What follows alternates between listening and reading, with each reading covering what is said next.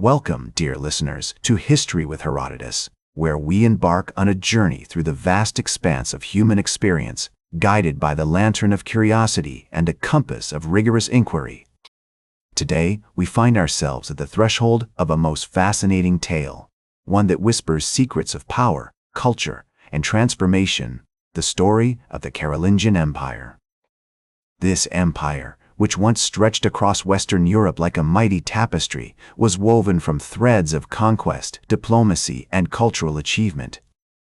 As we delve into the earliest history of the Carolingian Empire, we find ourselves in the midst of 7th century Europe, a continent torn asunder by the collapse of the Western Roman Empire. The year 656 marked a significant turning point in the history of the Frankish kingdom, as Pepin of Herstal, a cunning and ambitious leader, rose to power.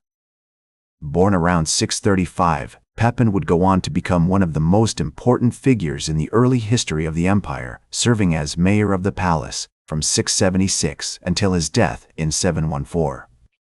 Let us walk along the banks of the Rhine, watching the sun set over the medieval landscape, and imagine the bustling towns and villages that dotted the Frankish kingdom.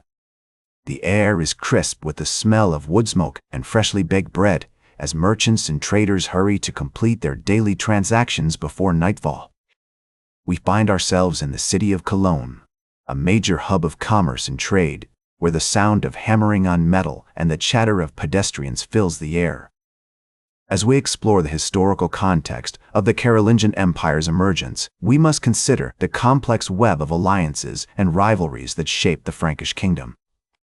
The Byzantine Empire, with its capital in Constantinople, exerted a significant influence over the region, while the Lombards and Visigoths posed a constant threat to Frankish power. In 711, the Moors had conquered the Iberian Peninsula, which would have a profound impact on the development of Western Europe. Pepin of Herstal's son, Charles Martel, would go on to become one of the most influential figures in European history, laying the foundations for the empire's expansion and cultural achievements. Born around 686, Charles Martel would serve as mayor of the palace from 705 until his death in 741, leaving behind a legacy that would shape the course of European history for centuries to come. As we examine the precursors to the Carolingian Empire, we find ourselves in the midst of a complex and dynamic world where powerful leaders vied for control and influence. The Merovingian dynasty, which had ruled the Frankish kingdom since the 5th century, was slowly giving way to the rising power of the Carolingians. The year 687 marked a significant turning point in his struggle, as Pepin of Herstal emerged victorious from the Battle of Tertry, cementing his position as the dominant force in the Frankish kingdom. And so, dear listeners, having glimpsed the earliest dawn of the Carolingian Empire, we find ourselves poised on the threshold of a new era, one that would see the empire reach its zenith, spreading its influence across Europe, fostering a renaissance in arts and letters, and leaving behind a legacy that would resonate through the centuries.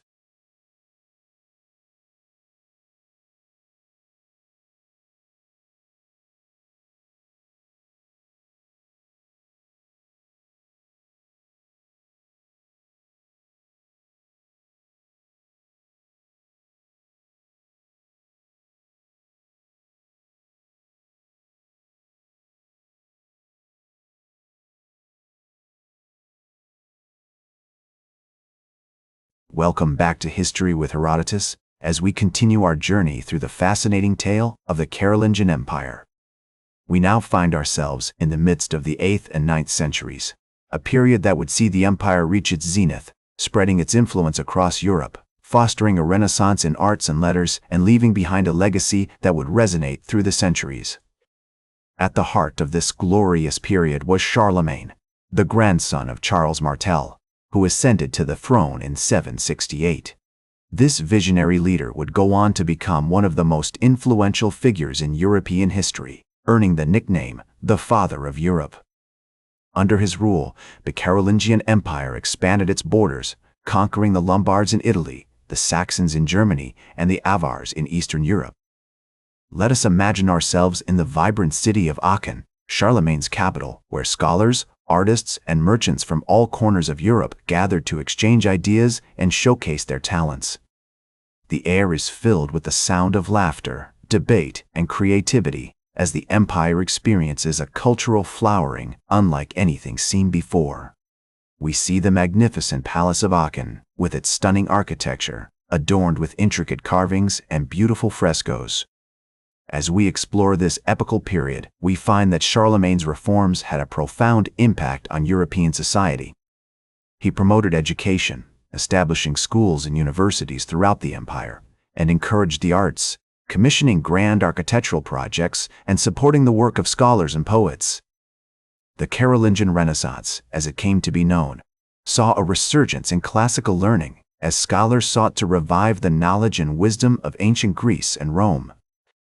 One of the most significant achievements of this period was the creation of the Carolingian minuscule, a standardized script that would become the basis for modern typography.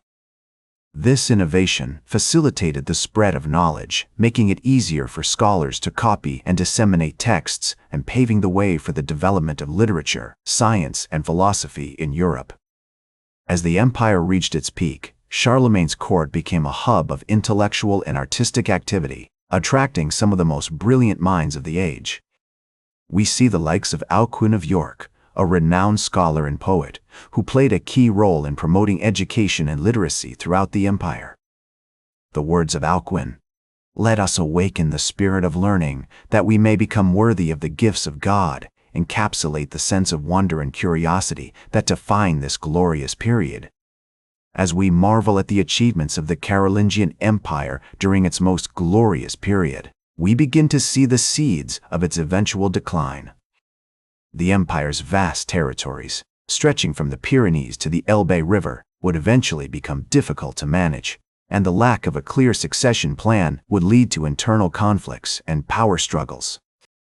And so, dear listeners, as we conclude this chapter in our tale, we find ourselves poised on the threshold of a new era, one that would see the Carolingian Empire face the challenges of decline and transformation.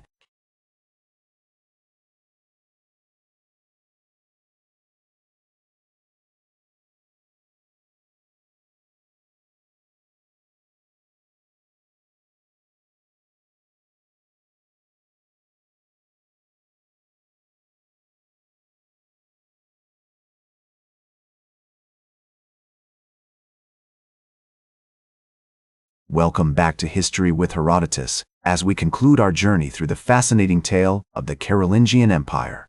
As Charlemagne's empire began to decline, his successors faced significant challenges in maintaining control over the vast territories. The lack of a clear succession plan led to internal conflicts and power struggles, which ultimately resulted in the division of the empire. In 843, the Treaty of Verdun was signed, marking the formal partition of the Carolingian Empire into three kingdoms: West Francia, Middle Francia, and East Francia. This treaty had far-reaching consequences as it laid the foundation for the modern nation-states of France, Germany, and Italy. Let us imagine ourselves in the midst of this tumultuous period, as the once mighty empire began to fracture. We see the kingdoms of West Francia and East Francia emerging as dominant powers, while Middle Francia, which included the territories of modern-day Belgium, Netherlands, and parts of France and Germany, became a battleground for rival claimants.